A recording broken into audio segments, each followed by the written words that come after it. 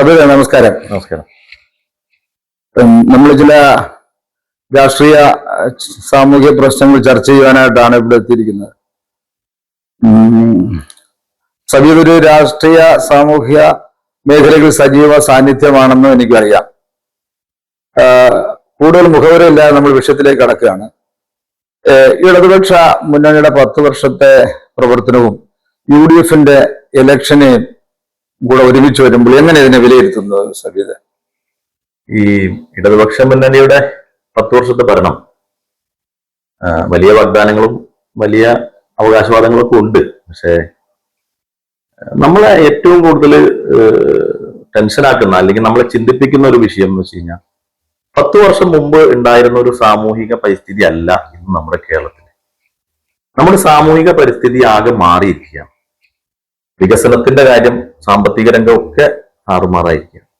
അതിനെല്ലാം ഉപരി ഇത് സൂചിപ്പിച്ച പോലെ സാമൂഹിക രംഗം സോഷ്യൽ മീഡിയയിലും പൊതുമേഖലയിലും ഒക്കെ ഉൾപ്പെടെ വലിയ ഈ പറയുന്ന പോലെ മനുഷ്യർ തമ്മിൽ പലതിന്റെ പേരിൽ, മതത്തിന്റെ പേരിൽ, ജാതിയുടെ പേരിലൊക്കെ ഉള്ള പലതരത്തിലുള്ള വിദ്വേഷങ്ങൾ വിളമ്പുന്ന ഒരു കാലമായി മാറിയിരിക്കുക.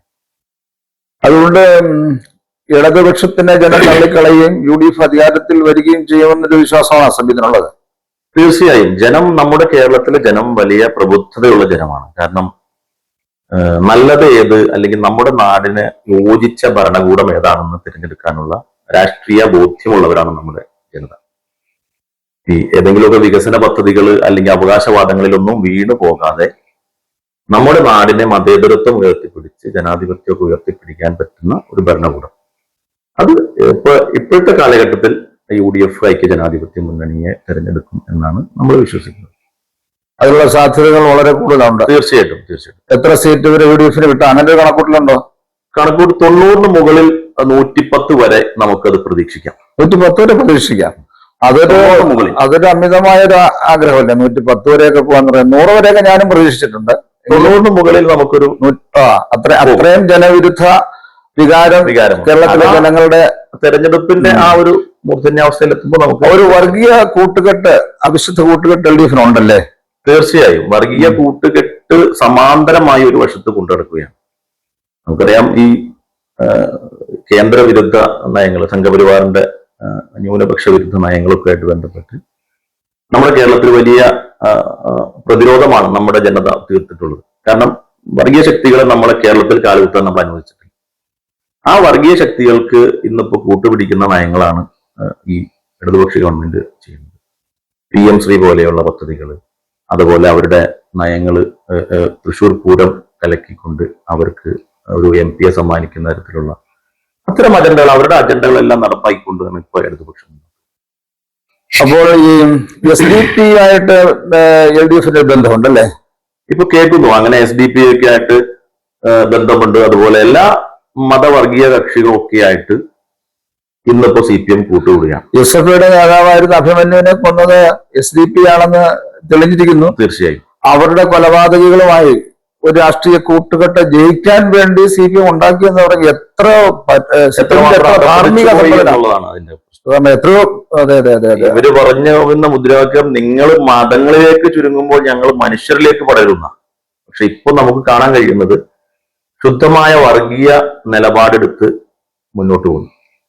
ആ CPMന്റെ നേതാക്കൾ തന്നെ പല ഘട്ടങ്ങളിലായിട്ട് വർഗീയ പ്രസ്താവനകൾ നടത്തുന്നത് നമ്മൾ കേട്ടിട്ടുണ്ട്. അതുപോലെ ഇപ്പം RSSുമായിട്ടുള്ള CPMന്റെ സംഘടനകൾ, ഒരുപക്ഷെ നിങ്ങൾക്കൊക്കെ ഓർമ്മയിലുള്ളതിനേക്കാളും കൂടുതൽ എനിക്ക് ഓർമ്മയുണ്ട്. എത്രയോ കൊലപാതകങ്ങൾ നടന്നു, എത്രയോ നൂറുകണക്കിന് ആളുകൾ അങ്ങോട്ടും ഇങ്ങോട്ടും വെട്ടിക്കൊന്നു. അങ്ങനെ ബദ്ധശത്രുക്കളായി നിന്നിരുന്ന അവരുമായിട്ട് പോലുമൊക്കെ രഹസ്യടിയിൽ ഉണ്ടെങ്കിൽ നമുക്കറിയില്ല. പക്ഷെ പലരും പറയുന്നു, നമ്മൾ കേൾക്കുമ്പോൾ ചില സന്ദർഭവശാൽ ചില ചരിത്ര ഭാഗങ്ങൾ നമ്മൾ പഠിക്കുമ്പോൾ ശരിയാണെന്ന് തോന്നുന്നു നമുക്ക്. അങ്ങനെയൊക്കെ ഒരു ഡീലുണ്ടെങ്കിൽ ആ ഈ പാർട്ടിക്ക് വേണ്ടി മരിച്ച കുടുംബാംഗങ്ങളോടും അവിടെ തലമുറയോടും കാണിക്കും ഇത്ര അനീതിയല്ലേ? പിന്നെ ഇപ്പൊ ഡീല് എന്ന് പറഞ്ഞാൽ അത് ഡീലിനെ കുറിച്ചൊക്കെ പറയേണ്ടത് അത് ഇടതുപക്ഷ മുന്നണി തന്നെയാണ്, അല്ലെങ്കിൽ അതിന്റെ നേതാക്കളെ.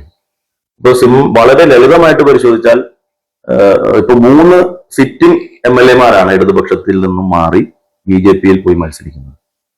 ഇപ്പൊ അപ്പോൾ അവര് കോൺഗ്രസിൽ നിന്ന് ആള് പോയി എന്നുള്ള പ്രചരണമാണ് വളരെ വ്യാപകമായിട്ട് നടത്തുന്നത്. അല്ല, ഇത് രണ്ടുകൂട്ട് കോൺഗ്രസും കുറെ പേര് എടുത്തിട്ടുണ്ട്. അല്ല, പോകുന്നുണ്ട്. പക്ഷെ പോകുന്നവര് അധികാരമോഹികൾ പോകട്ടെ. പക്ഷെ ഒരു ഡീല് പോലെ പ്രവർത്തിക്കുന്നത് ഇടതുപക്ഷം തന്നെയാണെന്നാണ് പ്രത്യക്ഷത്തിൽ നമുക്ക് മനസ്സിലാക്കുന്നത്. ഇത് ഇത്രയും കൊലപാതകം നടത്തി, ഇത്രയും കുടുംബങ്ങൾ അനാഥമായി, എത്രയോ കേസുകൾ, കണ്ണൂരിലൊക്കെ കേസുകൾ നടത്തി മുടിഞ്ഞ കുടുംബങ്ങളുണ്ടെന്നാണ് പറയുന്നത്. രണ്ട് RSSന്റെ ഭാഗത്ത്, CPMന്റെ ഭാഗത്ത്. എന്നിട്ട് ഇപ്പൊ അവരുടെ നേതാക്കന്മാരൊക്കെയായി നിലനിൽപ്പിന് വേണ്ടി എന്ത് പ്രത്യയശാസ്ത്രത്തെയും ബലി കഴിച്ചിട്ട് ഇടതുപക്ഷ സ്വഭാവവും വിട്ടിട്ട് ഈ കൊലപാതക രാഷ്ട്രീയത്തെ രണ്ടുപേരും കെട്ടിപ്പുണരുന്നൊരു കാഴ്ച കാണുന്നല്ലേ? തീർച്ചയായും. കഴിഞ്ഞ 1.5 വർഷക്കാലം മുമ്പാന്ന് തോന്നുന്നു, നമ്മുടെ മുഖ്യമന്ത്രി ഒരു ശ്രീ M എന്ന് പറയുന്ന RSSന്റെ ഒരു നേതാവായിട്ട് തിരുവനന്തപുരത്ത് ഒരു അടച്ചിട്ട മുറിയിൽ ചർച്ച നടത്തി. ആ വാർത്ത RSS നേതാവ്, അതെ, ശ്രീ M ആണ് അദ്ദേഹത്തിന്റെ പേര്. അപ്പൊ അദ്ദേഹത്തിന് ഈ വിവരം അറിഞ്ഞ് പത്രമാധ്യമങ്ങളൊക്കെ മുഖ്യമന്ത്രിയോട് ചോദിച്ചപ്പോ അവരോട് കടക്ക് പുറത്തുനിന്നാ പറഞ്ഞു. അതിനുശേഷം നമുക്ക് അറിയാൻ സാധിച്ചത് തിരുവനന്തപുരത്ത് കണ്ണായ സ്ഥലം, ഏതാണ്ട് 4 ഏക്കറോളം വരുന്ന പ്രധാനപ്പെട്ട കണ്ണായ സ്ഥലത്ത് അവർക്ക് പാട്ടത്തിന് നൽകുന്ന ഒരു ഡീലായിരുന്നു. അല്ല, ഇതെനിക്ക് ഓർമ്മയുണ്ട്. RSSന്റെ നേതാവായിട്ട് സംസാരിച്ചെന്നൊക്കെയുള്ള ന്യൂസ് നമ്മൾ വന്നത് ശരിക്കും ഓർക്കുന്നുണ്ട്. അങ്ങനെ പ്രകടമായിട്ട്, സത്യത്തിൽ പ്രകടമായിട്ട് തന്നെ ഇവർക്ക് അടുപ്പം ഉണ്ടല്ലേ? തീർച്ചയായും. അല്ല, പ്രകടമായിട്ടുള്ള അടുപ്പം ഞാൻ നേരത്തെ തൃശ്ശൂർ പൂരത്തിന്റെ കാര്യം സൂചിപ്പിച്ചല്ലോ. തൃശ്ശൂർ പൂരവുമായി ബന്ധപ്പെട്ട് MR അജിത് കുമാർ എന്ന് പറയുന്ന ഒരു IG, ഈ ദത്താത്രേയ ഹോസബല്ല എന്ന് പറയുന്ന RSSന്റെ ഒരു പ്രധാനപ്പെട്ട നേതാവ്, അദ്ദേഹം ഇവിടെ വരികയും ഈ IG-യെ 3 വട്ടം രഹസ്യമായി കാണുകയും ചെയ്തു. എന്തിനാണ് രഹസ്യമായി? അതുകൊണ്ട് അദ്ദേഹത്തെ രക്ഷിക്കാനായിട്ട് ഒരുപാട് മാർഗങ്ങൾ സ്വീകരിച്ചു. തീർച്ചയായും. ആ IG-ക്കെതിരെ ഒരു അക്ഷരം ഒരു നടപടിയിലേക്ക് പോവുകയോ ഒന്നും ചെയ്തിട്ടില്ല. ഈ കഴിഞ്ഞ ദിവസങ്ങളൊക്കെ മീഡിയയിൽ നമ്മൾ കണ്ടത്, നമ്മളെ സോഷ്യൽ മീഡിയ അല്ല, നമ്മളെ പ്രിന്റ് മീഡിയയിലും നമ്മൾ സാറ്റലൈറ്റ് മീഡിയയിലും ഒക്കെ നമ്മൾ കണ്ടത് തന്നെ നമുക്കറിയാം. ഇന്ന് വരെ മോഡിയുടെ പേര് പറഞ്ഞ് പിണറായി വിജയൻ ഒരു വാക്ക് പറഞ്ഞിട്ടില്ല. അതാണ് ഈ ഇദ്ദേഹത്തിന്റെ പ്രത്യേകത. ബാക്കി നമ്മുടെ രാജ്യത്തെ ഏതെല്ലാം ഈ BJP അഗൻസ്റ്റ് ലീഡേഴ്സ്, സതീശനെയൊക്കെ എന്തുമാത്രം ചീത്ത വിളിച്ചത്, BJPക്കെതിരെ ഫൈറ്റ് ചെയ്യുന്നു അവകാശപ്പെടുന്നു. അല്ല, എല്ലാ രാഷ്ട്രീയ നേതാക്കളെയും പുള്ളി എടുത്തിട്ട് സംസാരിക്കുന്നുണ്ട്. സതീശനെ കണ്ടവൻ ആക്രമിക്കുന്നുണ്ട്. എന്നിട്ട് ഈ മോഡി എന്ന വാചകം പറയാതിരിക്കാൻ വലിയ ശ്രദ്ധ പുലർത്തുന്നുണ്ട്. അതാണ് അദ്ദേഹത്തിന്റെ പ്രത്യേകത. അതുപോലെ തന്നെ തിരിച്ചു അങ്ങനെ തന്നെയാ. പിണറായിയുടെ പേര് ഒന്നും മോഡി കൂടുതൽ പറഞ്ഞില്ല. അത് പറഞ്ഞില്ല എന്ന് പറയുന്നില്ല. മാത്രമല്ല, സ്വർണ്ണക്കടത്ത് കേസ്, അതുപോലെ വീണ വിജയന്റെ കേസിലൊക്കെ ED സമൻസും നോട്ടീസും ഒക്കെ അയച്ചിട്ടും നമുക്കറിയാം എത്ര ED അന്വേഷണം. അതുപോലെ നമുക്കറിയാം ഈ മുൻ ഒരു മന്ത്രിക്കെതിരെ ED CBI ഉദ്യോഗസ്ഥർ മതിൽ ചാടിക്കടന്നു പോയി ഇവരെ രാത്രി അറസ്റ്റ് ചെയ്ത രംഗം നമ്മുടെ രാജ്യത്തുണ്ട്. അപ്പോഴാണ് ഇവിടെ 3-4 നോട്ടീസ് അയച്ചിട്ട് ഒന്ന് ചോദ്യം ചെയ്യില്ല. അവരുടെ കേസുകളും അങ്ങനെ തന്നെ കുഴൽപ്പണർ കേസും ഒക്കെ ആയിട്ട് BJPക്ക് ഉണ്ടായിട്ടുള്ള കേസുകളിലൊക്കെ അതെല്ലാം ആവിയായി. ഏതാണ്ട് 400 കോടി രൂപയുടെ കുഴൽപ്പണ കേസ് ഇപ്പോൾ ഇല്ല. 1ാം പ്രതിയാണ്. സത്യത്തിൽ നമ്മൾ ആ കുഴൽപ്പണം കേസ്, പാലക്കാടുമായി ബന്ധപ്പെട്ട കേസ് നമ്മൾ പത്രത്തിൽ വായിച്ചപ്പോൾ കേരള ജനതയ്ക്ക് മനസ്സിലായത് പക്ഷെ അതെല്ലാം അതിന്റെ രേഖകളും എല്ലാം കൈക്കലാക്കി അത് സൂക്ഷിച്ചു വെച്ചോണ്ടിരിക്കുകയാണ്. ഇത് പറഞ്ഞായിരിക്കും അങ്ങോട്ട് പേടിപ്പെടുത്തി അവിടെ നിന്ന് നേടും. ആയിരിക്കാം. ഇപ്പോ ഇവര് നേരെ തിരിച്ച് വീണ വിജയന്റെയും സ്വർണ്ണം പൂശ കേസുമായിട്ട് ഇങ്ങോട്ട് പിടിക്കും. പരസ്പരം അങ്ങോട്ടും ഇങ്ങോട്ടും ഒരു സഹകരണ സംഘമാണ്, സഹായമാണ്. അതുകൊണ്ടാണ് ഇങ്ങനെ വെക്കൊണ്ടിരിക്കുന്നത്. അപ്പൊ ഇതിന് സത്യത്തിൽ കേരളത്തിലെ ജനങ്ങൾ ചുറ്റും മറുപടി കൊടുത്തേ പറ്റും. തീർച്ചയായും. അങ്ങനെ നമുക്ക് കേരളത്തെ നമ്മുടെ പഴയ കേരളമായി നമുക്ക് തിരിച്ചു വേണം. അതാണ് ഈ തെരഞ്ഞെടുപ്പിന്റെ ഏറ്റവും വലിയ ഉദ്ദേശം. ഇപ്പൊ കാര്യം നമ്മൾ നേരത്തെ സാമ്പത്തിക രംഗം തകർന്നെടുക്കുന്നു, ആരോഗ്യ രംഗം തകർന്നെടുക്കുന്നു, വലിയ 5 ലക്ഷം കോടി രൂപയുടെ സമാനതകളില്ല. വലിയ പൊതുകുളത്തിലേക്ക് നമ്മൾ കേരളം പോയി. പക്ഷെ അതൊന്നും നമ്മുടെ ടെൻഷൻ അല്ല. പക്ഷെ നമ്മുടെ പഴയ കേരളം നമുക്ക് തിരിച്ചു വേണം. സഭ്യത അതുപോലെ തന്നെ ഈ എടുത്തു പറയത്തക്ക ഒരു വലിയൊരു പ്രോജക്റ്റ് LDF കൊണ്ടുവന്നതായിട്ട് എന്തെങ്കിലും 10 വർഷത്തിൽ പറയണ്ടോ? അല്ല, നമ്മൾ ചുമ്മാ പറയരുത്, ഉണ്ടെങ്കിൽ പറയണം. കാരണം എന്നേക്കാൾ രാഷ്ട്രീയ നിരീക്ഷകനാണ് സഭ്യത. രാഷ്ട്രീയ നിരീക്ഷകൻ എന്നുള്ളതിനുപരി ഏതൊരു പൊതുവായി രാഷ്ട്രീയത്തെ നിരീക്ഷിക്കുന്ന ഏതൊരു വ്യക്തിക്കും മനസ്സിലാകും കേരളത്തിൽ അങ്ങനെ എടുത്തു പറയത്തക്ക രീതിയിൽ ഒരു പദ്ധതി, ഒരു വലിയ പ്രോജക്റ്റ് ഇല്ല. എന്നാൽ UDF അവകാശപ്പെടുന്നത് ഹൈവേ വികസനം എന്നാണ്. ഹൈവേ വികസനത്തിന്റെ കഥകളൊക്കെ നമുക്കറിയാം. സെൻട്രൽ ഗവൺമെന്റ് പണം ഹൈവേ വികസനം കുറച്ചു നാള് മുമ്പ് വരെ സ്റ്റേറ്റ് ഗവൺമെന്റ് ആണ് എന്ന് അവകാശപ്പെട്ട് അതിന്റെ പൊതുമരാമത്ത് വകുപ്പ് മന്ത്രിക്ക് റീലൊക്കെ എടുത്തോണ്ടിരുന്ന. പക്ഷെ അതൊന്നും 2 പ്രാവശ്യം പൊളിഞ്ഞു വീണപ്പോൾ ഞങ്ങളുടെ കഴിഞ്ഞു. അപ്പൊ അത് തന്നെ കൈ ഒഴിഞ്ഞൊരു വിഷയം. നമ്മൾ അത് അവരുടെ പദ്ധതിയാണോ അല്ലെങ്കിൽ അവരുടെ അല്ല, പണിയാൻ പണം മുഴുവൻ കോടികൾ അവർ കൊടുത്തു. അതെ. പിന്നെ വസ്തു എടുത്തു കൊടുത്തു. അത് സ്റ്റേറ്റിന്റെ കടമയാണത്. അതെ. ഗവൺമെന്റ് ഓഫ് ഇന്ത്യ റോഡ് പണിയാൻ തയ്യാറായത് കൊണ്ടല്ലേ വസ്തു എടുത്തു. അവർ തയ്യാറായില്ലെങ്കിൽ ആ റോഡ് ഇപ്പോഴും അങ്ങനെ പഴയതുപോലെ കിടക്കുന്നുണ്ട്. അതൊക്കെ സെൻട്രൽ ഗവൺമെന്റിന്റെ പ്രോജക്ട് തന്നെ. അത് പറയായിരിക്കും. അതുപോലെ തന്നെ വിഴിഞ്ഞം പദ്ധതി ആയാലും മെട്രോ ആയാലും വൻകിട പ്രോജക്റ്റുകളെല്ലാം പറയുന്നത് ഗെയിൽ പദ്ധതിയാണ് ഇവര് രണ്ടാമത് പറയുന്നത്. അത് UDF ഗവൺമെന്റ് തുടങ്ങി വെച്ചതാണ്. UDF ഗവൺമെന്റ് തുടങ്ങി വെച്ച കാലത്ത് ഇപ്പോഴത്തെ വ്യവസായ വകുപ്പ് മന്ത്രിയൊക്കെ പറഞ്ഞത് അത് ഭൂമിക്കടിയിലെ വാതക ബോംബാണ് എന്ന് പറഞ്ഞ് ഇവിടെ സമരം നയിച്ചവരാ. ആ സമരം വിജയിച്ചിരുന്നെങ്കിൽ ആ പദ്ധതി ഇപ്പോ നിന്നുപോയെ. അല്ല, ഇവരിപ്പോ പണ്ട് മുനീർ കൊണ്ടുവന്ന എക്സ്പ്രസ് ഹൈവേ കുറിച്ച് പറഞ്ഞത് ഓർമ്മയില്ലേ? ഭൂമി കേരളത്തിൽ രണ്ടായിട്ട് ഭജിക്കുമെന്നും പറഞ്ഞിട്ട് അവരെ വന്നുപോയനെ. അതെ, UDF കുറെ വർഷങ്ങൾക്ക് മുമ്പ് അന്ന് എതിർത്തവരാണ് ഇപ്പൊ ഹൈവേയെ കുറിച്ച് വലിയ വർത്തമാനം. അത് കൊയ്ത്ത് മെതിയന്ത്രത്തിന്റെ കാര്യമായാലും കമ്പ്യൂട്ടർ വന്നപ്പോൾ തല്ലി പൊട്ടിച്ച കഥകളൊക്കെ അറിയാം. അതൊക്കെ പിന്നെ പഴയ കാര്യങ്ങളായിട്ട് പോട്ടെ. പക്ഷെ ആധുനിക കാലഘട്ടത്തിലേക്ക് ഇവർക്ക് വരാൻ കഴിയുന്നില്ല എന്നൊരു തോന്നല് എനിക്ക് ഉണ്ടായിട്ടുണ്ട്. അതൊരു പഴഞ്ചൻ കമ്മ്യൂണിസ്റ്റ് സംസ്കാരത്തിൽ തന്നെയാണ് ഇപ്പോഴും LDF നിൽക്കുന്നത്. CPI അതിനകത്ത് അകപ്പെട്ടു പോയുള്ള ദുഃഖം മാത്രമേ നമുക്കതിനകത്ത് ഉള്ളൂ. മെഗാ പ്രോജക്റ്റുകളെല്ലാം കൊണ്ടുവന്നത് UDFന്റെ കാലത്ത് തന്നെയാണ്. പിന്നെ അവരുടെ കാലത്ത് നടപ്പിലാക്കി എന്നുള്ളത് അത് സ്വന്തമായി കൊണ്ടുവന്ന ഒരു വലിയൊരു പദ്ധതി എന്ന് പറയാനായിട്ട് എന്റെ ഓർമ്മയിൽ എനിക്ക് നമുക്ക് ആർക്കും പറയാൻ കഴിയില്ല. KFON എന്നൊക്കെ പറഞ്ഞ് എവിടാന്ന് പറയുന്നത് നമുക്കറിയത്തില്ല, എന്താ എന്നറിയില്ല. പിന്നെ ഒരു കേരളയിൽ നിന്നും പറഞ്ഞ് കുറ്റിയിട്ട് പോയി. അതിനും ഈ പറഞ്ഞ പോലെ 240ഓളം കോടി രൂപ ഈ കേരളത്തിൽ അങ്ങോളം ചെലവാക്കി. ഈ സമയത്ത് UDFന് ഒരു ഒത്തൊരുമയും ഒരു ഐക്യവും ഒക്കെ ഇലക്ഷനോ പ്രകടമാണ് അല്ലെ? തീർച്ചയായും. മുൻകാലങ്ങളിൽ ഒന്നുമില്ലാത്ത വിധം ടീം UDF. പിന്നെ അല്ലറ ചില്ലറ സ്വരസ്യങ്ങൾ ഉണ്ടാവും, അത് സ്വാഭാവികമാണ്. ഇത് ജനാധിപത്യ പ്രസ്ഥാനമാണ്. എല്ലാവർക്കും പറയാനുള്ള അവകാശമുണ്ട്. ചിലപ്പോൾ ഇച്ചിരി ഓവർ ആയിപ്പോ വെളിയിൽ പോയി സംസാരിക്കുന്നത് എനിക്ക് തോന്നിയിട്ടുണ്ട്. എങ്കിലും പണ്ടൊന്നുമില്ലാത്ത ഒരു വലിയ ഐക്യം ഉണ്ടായിട്ട്. അതുപോലെ തന്നെ ഈ ഒരു മതേതര കാഴ്ചപ്പാട് കുറച്ചുകൂടെ ശക്തമായിട്ടുണ്ടെന്ന് എനിക്ക് തോന്നുന്നു. നമ്മൾ എടുത്തു പറയുമ്പോൾ അതിനകത്ത് പറയേണ്ട ഒരാള് VD സതീശന്റെ പേര് തന്നെയാണ്. അദ്ദേഹത്തിന്റെ ഈ മത രാഷ്ട്രീയ സഭാ നേതാക്കന്മാരുടെ പുറകെ നടന്ന് പച്ച മലയാളത്തിൽ വ്യക്തിയുണ്ണവരങ്ങി അവരെ കാല് പിടിച്ച് ഓട്ടി മേടിക്കേണ്ട ഒരു ഗതികേട് അങ്ങനെ തന്നെ പറയാം. അങ്ങനെ സതീശന്റെ നിലപാടില്ല. ഒരു മതേതര കോൺഗ്രസോ UDFോ ഈ ടീം ആയിട്ട് നിന്നിട്ട് ഈ ടൈമില് ഒരു മതകക്ഷിയുടെ അല്ലെങ്കിൽ രാഷ്ട്രീയ നേതാവിന്റെ അല്ലെങ്കിൽ പുറകെ ഒന്നും പോകാതെ വളരെ കൃത്യമായി ബാലൻസിങ് ആയിട്ടുള്ള നിലപാടെടുത്താണ് ഈ തെരഞ്ഞെടുപ്പിന് UDF.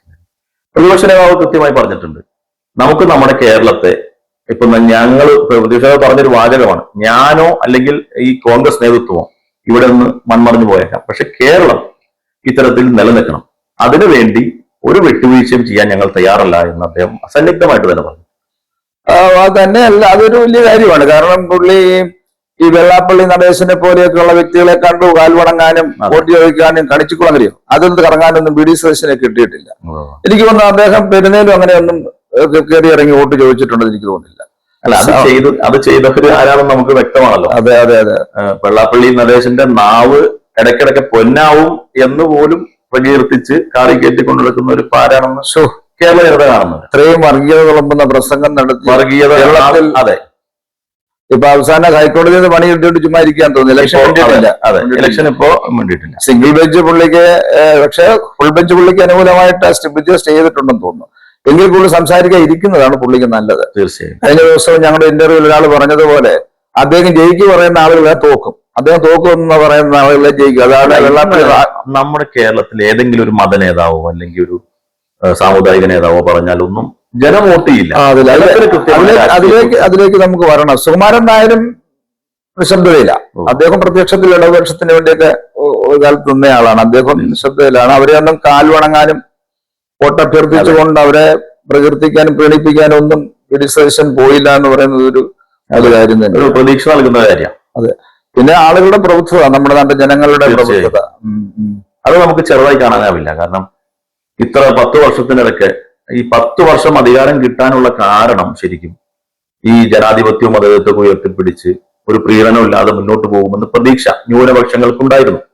പക്ഷെ ആ പ്രതീക്ഷ ഈ ഭരണത്തോടുകൂടി, ഈ 5 കൊല്ലക്കാലത്തോടു കൂടി തീർന്നു. കാരണം ഒട്ടേറെ സംഭവങ്ങൾ, പറഞ്ഞാൽ തീരാത്തത്ര സംഭവങ്ങൾ ഈ സർക്കാരിന്റെ കാലത്ത് നമ്മൾ കണ്ടു. എനിക്ക് ഏറ്റവും സങ്കടകരമായി, ഞാൻ രാഷ്ട്രീയം പറയല്ല കേട്ടോ, അഭിമന്യുവിനെ കൊന്നവരുമായിട്ട് ഇവർ ചങ്ങാത്തം കൂടിയിട്ടുണ്ടെങ്കിൽ എത്ര ഭീകരമാണ്. നമുക്കത് ചിന്തിക്കാൻ പോലും പറ്റുന്ന കാര്യമല്ല. അതൊരു പ്രത്യേക കാര്യം തന്നെ. അതുപോലെ തന്നെ ജനങ്ങളുടെ ഇടയിൽ ഞാനെപ്പോഴും പറയാറുന്നൊരു കാര്യമുണ്ട്. ആ വിലയിരുത്തൽ ശരിയോ തെറ്റോ എനിക്ക് അറിഞ്ഞുകൂടാ. നിങ്ങളൊക്കെ കുറച്ചുകൂടി രാഷ്ട്രീയ ബോധമുള്ള ആളുകളാണ്. നമുക്കെപ്പോഴും ഒരു 1.60-1.70 ലക്ഷം വോട്ടാ പോളിങ്ങിന് വീഴുന്നത്. ഇവിടെ UDF-ഉം ശക്തമാണ്, LDF-ഉം ശക്തമാണ്. LDF-ന്റെ ശക്തി ഒന്നും കുറച്ച് കാണാൻ നമുക്ക് പറ്റില്ല. ജനകീയ പ്രശ്നങ്ങളിലൊക്കെ നന്നായിട്ട് ഇടപെട്ടിട്ടുള്ള പ്രസ്ഥാനങ്ങൾ തന്നെയാണ് CPM ആദിമകാലങ്ങളിൽ. ഇപ്പോഴത്തെ CPM-ന്റെ അവസ്ഥയല്ല ഞാൻ പറയുന്നത്. പണ്ട് കാലത്ത് ജാതി വ്യവസ്ഥയ്ക്കെതിരെയും അതുപോലെ തന്നെ ജന്മികുടിയാന്റെ വ്യവസ്ഥയ്ക്കെതിരെയൊക്കെ പോരാടിയ ഒരു പ്രസ്ഥാനം. അതൊക്കെ നമ്മൾ നിഷേധിക്കുന്നില്ല. പക്ഷെ അത് പോയി അത് എവിടെ വരെ എത്തിയെന്നുള്ളതാണ് ഇപ്പോഴത്തെ അവസ്ഥ. ഇനി അത് തിരിച്ചു വരാൻ നമ്മൾ ഇപ്പോഴത്തെ പ്രസന്റ് പൊളിറ്റിക്സിൽ എന്ത് ചെയ്യുന്നു, എന്താണ് നിലപാട് എന്നുള്ളതാണ് ജനം. ഇപ്പോ ഇന്റർനാഷണൽ കോൺഗ്രസ് ഈ രാജ്യത്തിന് സ്വാതന്ത്ര്യം നേടിത്തന്നു എന്നുള്ള ഒറ്റ കാരണം കൊണ്ട് ഈ ഇനി വരുന്ന തലമുറയെല്ലാം കോൺഗ്രസ് നോട്ട് ചെയ്യണമെന്ന് നിർബന്ധമില്ലല്ലോ. കോൺഗ്രസിന്റെ നിലപാട്, പ്രസന്റ് കോൺഗ്രസിന്റെ നിലപാട് എന്താണ്, UDF-ന്റെ നിലപാട് എന്താണ് എന്നാണ് യുവത അല്ലെങ്കിൽ വോട്ടർമാർ ചിന്തിക്കുന്നത്. അല്ല, വോട്ടർമാരില് ഞാൻ പറഞ്ഞല്ലോ, നമുക്കൊരു 1.5 ലക്ഷം 1.60-1.70 ആയിരിക്കും പോളിംഗ് നടക്കുന്നത്. ഇതിനകത്ത് 5000, 6000, 3000, 2000, 100 വോട്ടിനൊക്കെയാണ് ഒരു 100-ലധികം ആളുകൾ സീറ്റുകൾ ജയിച്ചിരുന്നു. 100 ഒരു 10-15 സീറ്റൊക്കെയാണ് മൃഗീയ ഭൂരിപക്ഷം നേടി വരുന്ന ചില വ്യക്തികളോടുള്ള കടപ്പാടുകളും ആ ദേശത്തെ പാർട്ടിയുടെ ശക്തിയൊക്കെ അനുസരിച്ചല്ലേ കുറച്ചു പേര് നല്ല 20,000, 30,000 വരാറുണ്ട് 10-15 സീറ്റിൽ. ബാക്കിയുള്ളതെല്ലാം തന്നെ 5000, 6000, 7000, 3000 ഒക്കെ. അപ്പൊ അതിനകത്ത് ഈ ഇടതുപക്ഷം സ്ട്രോങ് ആണ്, വലതുപക്ഷം സ്ട്രോങ് ആണ്. രണ്ടിനെയും നമ്മള് വില കുറച്ച് കാണേണ്ടതില്ല, ശക്തിയാണ്. പക്ഷെ ഇതിനിടയ്ക്ക് നിൽക്കുന്ന ഒരു 5 to 10% ആളുകൾ ന്യൂട്രലായിട്ട് നിൽക്കുന്നവരല്ലേ, നിഷ്പക്ഷരാണ്. ഒരു പരിധി വരെ ഇതിനൊക്കെ നിയന്ത്രിക്കുന്നത് തീരുമാനിക്കും. മറ്റേ ഈ അടിയുറച്ച പാർട്ടിയിൽ നിൽക്കുന്നവരെ പാർട്ടിയിൽ നിൽക്കും. പക്ഷെ ഇത്തവണ അങ്ങനെ ചിന്തിക്കാൻ കഴിയില്ല. അതായത് യഥാർത്ഥ കമ്മ്യൂണിസ്റ്റുകാർ ഈ തവണ UDF ചെയ്യാനുള്ള ഒരു മാനസിക നിലയിലാണ് കാണാൻ സാധിക്കും. തീർച്ചയായും ഇടതുപക്ഷ പ്രസ്ഥാനം, എന്റെ ഫ്രണ്ട്സ് പോലും പല ആളുകളും ഞങ്ങൾ വ്യക്തിപരമായിട്ട് സംസാരിക്കുമ്പോൾ രഹസ്യമായിട്ട് പേഴ്സണൽ ഏകാധിപത്യത്തിലേക്ക് പോയി. പാർട്ടി സെക്രട്ടറിക്കോ പാർട്ടിക്കോ ഒരു വിലയില്ല. ഒരു വ്യക്തി തീരുമാനിക്കുന്ന നിലയിലേക്ക് മുഴുവൻ കാര്യങ്ങളും ഈ ഭരണത്തോടുകൂടി CPM മാറി. അപ്പൊ നമുക്കൊരു ഈ ന്യൂട്രലായിട്ട് നിൽക്കുന്ന ആളുകൾ എനിക്ക് തോന്നുന്നു മുഴുവനായിട്ട് മറിഞ്ഞു കൂട്ടിക്കും. തീർച്ചയായും. കാരണം ഞാൻ നേരത്തെ സൂചിപ്പിച്ചല്ലോ, നമ്മുടെ സാമ്പത്തിക രംഗം മാറിയിക്കട്ടെ, അല്ലെങ്കിൽ ആരോഗ്യരംഗം അവിടെ നിൽക്കട്ടെ, ഇതിനൊക്കെ പരാതികളും ഉണ്ട്. പക്ഷെ നമ്മുടെ കേരളത്തെ നമ്മളെ ഏത് തരത്തിൽ പഴയ രൂപത്തിലാക്കി നമുക്ക് പുതിയ തലമുറയ്ക്ക് കൈമാറാൻ ഈ ജാതി മത ചിന്തകളൊന്നും ഇല്ലാതെ വർഗീയ ഫാസിസ്റ്റ് ശക്തികൾക്ക് ഈ മണ്ണിൽ സ്ഥാനമില്ല എന്ന് പറയാൻ UDF തന്നെ അധികാരത്തിൽ വരണം. ഈ സാമൂഹ്യ വൽക്കരണത്തിൽ ഒരു സമത്വവും സാഹോദര്യവും ജാതി വ്യവസ്ഥ ഇല്ലാതാക്കാനും ഒക്കെയുള്ള പ്രവർത്തനങ്ങളിൽ ഇടതുപക്ഷ പ്രസ്ഥാനങ്ങൾ കേരളത്തിൽ നല്ല കാര്യങ്ങൾ ചെയ്തിട്ടുണ്ട്. അത് ശരിയായി പറ്റില്ല. എന്നാൽ വികസനത്തിന്റെ കാര്യങ്ങൾ വരുമ്പോഴാണ് നമുക്ക് ഈ ബുദ്ധിമുട്ട്. എടുത്തു പറയത്തക്ക ഒരു വന്നതല്ല തല്ലിപ്പൊട്ടിക്കാൻ നോക്കിയിട്ടുള്ളതല്ലാതെ, വന്നവരെ ഓടിച്ചുവിടാൻ നോക്കിയിട്ടുള്ളതല്ലാതെ സ്ഥായിയായ ഒരു അടിസ്ഥാനപരമായ ഒരു വ്യവസായ നയം ഉണ്ടോ തന്നെ എനിക്കറിയില്ല. ഉണ്ടെന്നൊരു ചെറിയൊരു തിരുത്തുണ്ട്. സാധാരണ മുൻ നിലപാട് അങ്ങനെയായിരുന്നു. ഈ വികസനം അല്പം കുറഞ്ഞാലും മറ്റ് നിലപാടുകൾ, മതേതരത്വ ജനാധിപത്യ നിലപാടുകൾ വളരെ കരുത്തുള്ളതാണ് CPM-ന്റെ അല്ലെങ്കിൽ ഇടതുപക്ഷത്തിന്റെ എന്നൊക്കെയാണ് നമ്മൾ കരുതിയിരുന്നത്. പക്ഷെ ആ നിലപാടിൽ 100% വെള്ളം ചേർത്തിട്ടാണ് ഇപ്പൊ CPM. അല്ല, അതേതരം പോലെ CPM-ന്റെ നേതാക്കള് വർഗീയത പറയുന്നു. ആ വർഗീയത ചെറുക്കാൻ അല്ലെങ്കിൽ അത് തെറ്റാണെന്ന് പറയാൻ CPM-ന്റെ സംസ്ഥാന സെക്രട്ടറിയോ മുഖ്യമന്ത്രിയോ AK ബാലൻ പറയുന്നു, സജി ചെറിയാൻ പറയുന്നു, പ്രസ്ഥാനങ്ങളൊക്കെ നമുക്ക് മുമ്പിലുണ്ട്. ഇവരൊക്കെ തരാതരം പോലെ വർഗീയത പറയുന്നു. അപ്പോ സംഘപരിവാരം പോലും തോറ്റുപോകുന്ന തരത്തിലാണ് ഇവര്. കാരണം തെരഞ്ഞെടുപ്പിനെ നേരിടാൻ പരാജയ ഭീതി മുന്നിൽ വന്നപ്പോ വർഗീയത എടുത്ത് ഉപയോഗിക്കുന്നു. അതാണ് നമ്മൾ ആദ്യം ചെറുക്കുന്നത്. അതിതീവ്ര സ്വഭാവമുള്ള ഗ്രൂപ്പുകളെ തന്നെയാണ് കൂടെ നിർത്താൻ ശ്രമിക്കുന്നത് അവർ. അത് ഒരു CPM-നെ സംബന്ധിച്ച്, ഒരു ഇടതുപക്ഷ പ്രസ്ഥാനത്തെ സംബന്ധിച്ചുള്ള വലിയൊരു പോരായ്മ തന്നെയാണത്. ഇപ്പൊ നമ്മൾ വീണ്ടും പറഞ്ഞു വരുമ്പോഴത്തേക്ക് അഭിമന്യുവിനെ കൊന്നവരുമായിട്ട് ചങ്ങാത്തം കൂടി എന്ന് പറയുന്നത് അതിഭീകരമാണ്. നമുക്ക് ചിന്തിക്കാനും പോലും പറ്റുന്ന കാര്യമല്ല. ഇപ്പോൾ പറഞ്ഞിട്ടുണ്ട് അവര് SDP-യുമായി സഖ്യമില്ല എന്നൊക്കെ പറയുന്നു, ഉണ്ടെന്ന് പറയുന്നു. പലരും പല അഭിപ്രായത്തിലാണ് പറയുന്നത്. ഏതായാലും ഒരു UDF അനുകൂലമായ ഒരു നിലപാട് കേരളത്തിലെ ജനസമൂഹം എടുക്കുന്ന എന്റെ തീരുമാനം, എനിക്ക് തോന്നുന്നു അങ്ങനെ. അതിപ്പോ സീറ്റുകളുടെ എണ്ണം എത്രയെങ്കിലും ആകട്ടെ, അതിപ്പോ നമ്മുടെ ആവേശം അനുസരിച്ചൊക്കെ നമുക്ക് 100, 90, 110 പറയും. ഞാനും 100 പറഞ്ഞിട്ടുണ്ട്. കാരണം അങ്ങനെ സീറ്റ് കിട്ടിയിട്ടുണ്ട്. ജനയുടെ കാലത്ത് UDF കിട്ടിയിട്ടുണ്ട്, ഇവർക്കും കിട്ടിയിട്ടുണ്ട്. അത് ജനം മറിഞ്ഞു കഴിയുമ്പോൾ നാടൻ ഭാഷ പറയാം കൊലയോടെ അങ്ങ് മറിയും. അതാണ് ഈ ഒരു പ്രശ്നം. അല്ല, ഇത് ജനം പൊതുവെ മടുത്തു എന്ന് പറയാൻ കാരണം നേരത്തെ പറഞ്ഞല്ലോ, എല്ലാ മേഖലയിലും മടുത്തു. സാധാരണക്കാര് മടുത്തു, മറ്റു മേഖലകൾ എല്ലാ മേഖലയും, വ്യവസായ മേഖല ഉൾപ്പെടെ എല്ലാ മേഖലയും മടുത്തു. അപ്പൊ അതുകൊണ്ട് ഈ പറഞ്ഞ പോലെ വലിയൊരു റിസൾട്ട് UDF വരാനുള്ള സാധ്യതയാണ് നമുക്ക് കാണുന്നത്. തീർച്ചയായിട്ടും BD സതീശന്റെ ഈ മതേതര മനസ്സും ആളുകൾക്ക് ഇഷ്ടപ്പെട്ടിട്ടുണ്ടെന്നാണ് എന്റെ തീർച്ചയായിട്ടും. അദ്ദേഹം ഈ തീവ്ര മതവിശ്വാസികളെ ഒന്നും പുറകെ പോകാതെ ഒരാളുടെ പോയിട്ടില്ല. വളരെ വ്യക്തമായ നിലപാടാണ്. പിന്നെ ഇവര് വിളിക്കുന്നിടത്തെല്ലാം പോയി പ്രസംഗിക്കും. അല്ല, അത് അദ്ദേഹത്തിന്റെ കടമയാണ്. അദ്ദേഹം പ്രതിപക്ഷ നേതാവാണ്.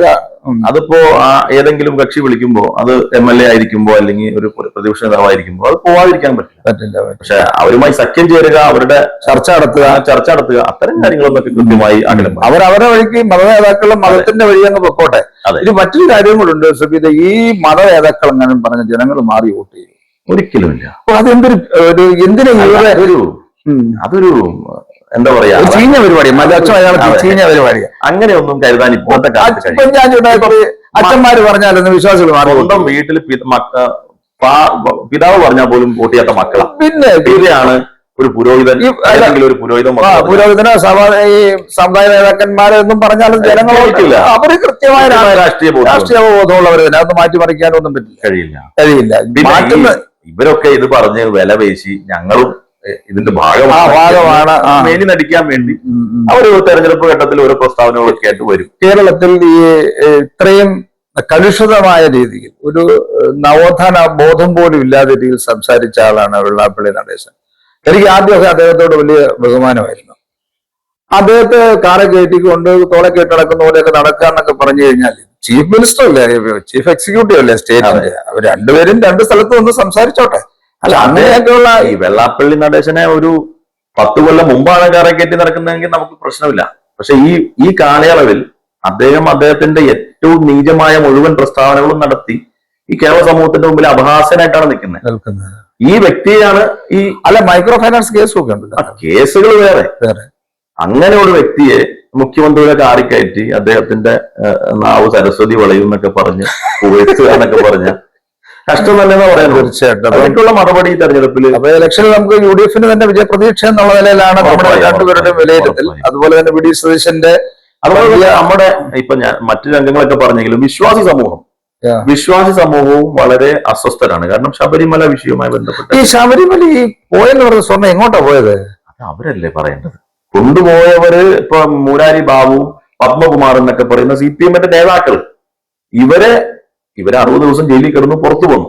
ഇവർക്കെതിരെ ഒരു നടപടി എടുക്കാനോ ഒന്ന് തള്ളിപ്പറയാനോ? എനിക്ക് തോന്നുന്നു അവിടെ നിന്ന് പോയെന്ന് പറയുന്ന സാധനം അത് എവിടെയെങ്കിലും ചെന്ന് കണ്ടെത്തണ്ടേ?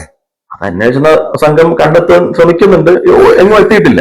അന്വേഷണ സംഘത്തൊക്കെ നിയന്ത്രിക്കാൻ കഴിയും എന്നുള്ളതാണല്ലോ നമ്മുടെ കാലം മനസ്സിലാക്കുന്നത്. ഏതായാലും ഭരണം മാറി വരണം, ഒരാവശ്യം വന്നേ പറ്റൂ, അങ്ങനെ തന്നെ പറഞ്ഞേ പറ്റൂ. സാധാരണ ജനങ്ങൾ എന്നുള്ള നിലയിൽ, അഭ്യുദയകാംക്ഷികൾ എന്ന നിലയിൽ കേരളത്തിന്റെ ക്ഷേമവും ഐശ്വര്യവും മതേതരത്വം ഒക്കെ നിലനിർത്തണം എന്നുള്ള നിലയിൽ നമുക്ക് അങ്ങനെ പറയുന്നതിന്, നമ്മൾ പൗരാവകാശം നമുക്ക് പറയുന്നതിന് കുഴപ്പമൊന്നുമില്ല. രാഷ്ട്രീയം പറയുന്ന അറിവും പറയുമായിരിക്കും, രാഷ്ട്രീയമല്ല പറയുന്നത്, തിരിച്ച് കുഴപ്പങ്ങളുണ്ട്, അതും നമ്മൾ പറഞ്ഞിട്ടുണ്ട് മുമ്പ് കാലങ്ങളിൽ. ഇപ്പോൾ ആ ഒരു നിലയിൽ തന്നെ UDF അധികാരത്തിൽ വരാൻ തന്നെയാണ് സാധ്യത എന്ന് തന്നെ നമുക്ക് വിലയിരുത്താം. അതിനകത്ത് ഒരാളുടെ പേര് ഉണർപ്പുണ്ട്, BD സതീശന്റെ ആ മതേതര ബോധമുള്ള നിലപാടുകൾ, അദ്ദേഹത്തെ സ്ട്രോങ് ഡിസിഷൻസ്, അദ്ദേഹം എടുത്തിട്ടുള്ള തീരുമാനങ്ങളെല്ലാം വിജയിച്ചു എന്ന് തന്നെയാണ്. തീർച്ചയായിട്ടും അങ്ങനെ തന്നെയാണ്. കേരളത്തിന്റെ നിലനിൽപ്പിനാണ് നിലപാടാണ്. പക്ഷെ കടുംപിടുത്തം ഉണ്ടെന്നൊരു സംശയമുണ്ട് ചിലപ്പോൾ പുള്ളിക്ക്. അല്ല, അത് കടുംപിടുത്തമായി തോന്നുന്ന ലീഡേഴ്സ് എല്ലാം കൂടി തീരുമാനിച്ചെടുക്കുന്ന തീരുമാനം. പക്ഷെ ഞാൻ കണ്ട ലീഡേഴ്സിൽ ഇത്രയും പൊളൈറ്റായിട്ട് ഇടപെടുന്ന ഒരു സ്നേഹത്തോടുകൂടി ഇടപെടുന്ന രാഷ്ട്രീയത്തിൽ അദ്ദേഹം പറഞ്ഞ കടുംപിടുത്തം എന്ന് തോന്നുന്നത് ഇപ്പൊ പല വിഷയങ്ങളും, ഇപ്പൊ രാഹുൽ മാങ്കൂട്ടത്തിന്റെ ആണെങ്കിലും പല വിഷയം. അതല്ല, അതൊക്കെ അത് കടുംപിടുത്തമല്ല പുള്ളി.